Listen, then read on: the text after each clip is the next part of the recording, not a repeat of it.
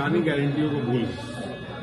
जिस तरीके से गवर्नर हाउस से ओबीसी का बिल जो विधानसभा से पारित हुआ वो वापस आता है, इस गारंटी की बात कौन करेगा? 15 लाख हर के खाते में, इस गारंटी की बात कौन करेगा? 2 लाख युवाओं को हर साल रोजगार, इस गारंटी की बात कौन करेगा? ओल्ड पेंशन की गारंटी की बात कौन करेगा? झारखंड में 12 शिक्षकों की गारंटी की बात कौन करेगा? 70,000 पुलिसकर्मियों की सीपीएल की गारंटी की बात कौन करेगा? ये सब गारंटियों की बात जिसने की उसको प्रधानमंत्री ने जेल भेजा। और झारखंड के मूलवासी और आदिवासी के कहीं न कहीं जन भावनाओं के साथ बीजेपी ने खिलवाड़ किया। और प्रधानमंत्री जो धनबाद दौरा पे आए और जो वो सौगात देने की बात कर रहे हैं, उसका स्थापना किसने किया? चाहे वो बीटीपीएस प्लांट का जो मेरे विधानसभा में है, उसमें भी आज उद्घाटन करने जा रहे हैं। बीटीपीएस प्लांट जवाहरलाल नेहरू जी ने दिया, सीटीपीएस प्लांट जवाहरलाल नेहरू जी ने दिया। झारखंड का दोनों जो सबसे बड़ा प्लांट है वो जवाहरलाल नेहरू जी की देन है। डीवीसी का स्थापना किसने किया? जवाहरलाल नेहरू जी ने किया।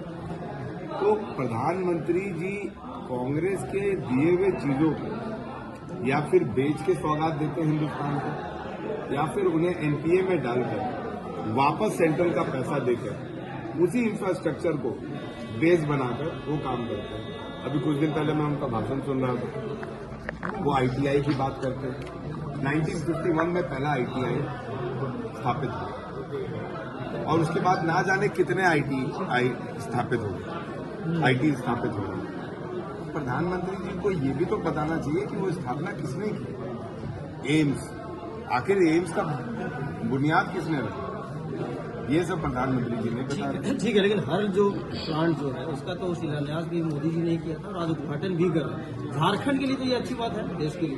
देखिए, देश के लिए निश्चित तौर पर अच्छी बात है और मैं समझता हूं कि मोदी जी को इन जगहों पर भी अपनी नजर डालनी चाहिए जो कांग्रेस ने स्थापना किया था और जिससे रोजगार मिलता था, जिसको उन्होंने बेचा।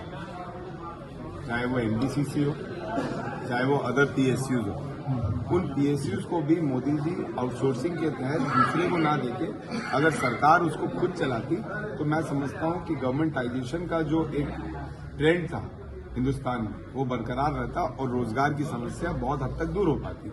आज आप कोल इंडिया को ले लीजिए, 940 के तहत जो मेडिकल अनफिट का मामला है, जो मेडिकल अनफिट के तहत उसकी माँ को या उसके पिता को नौकरी मिलता है या फिर माँ बाप की जगह पे बेटे को नौकरी मिलता है। आज 8 साल हो गया, जेबीसीसीआई ने उसे पारित किया और जेबीसीसीआई ने पारित करने के बाद ना जाने कितने वर्षों से माँ के जगह पे बेटा को, बाप के जगह पे बेटा को नौकरी मिल रहा है जो मेडिकल अनफिट।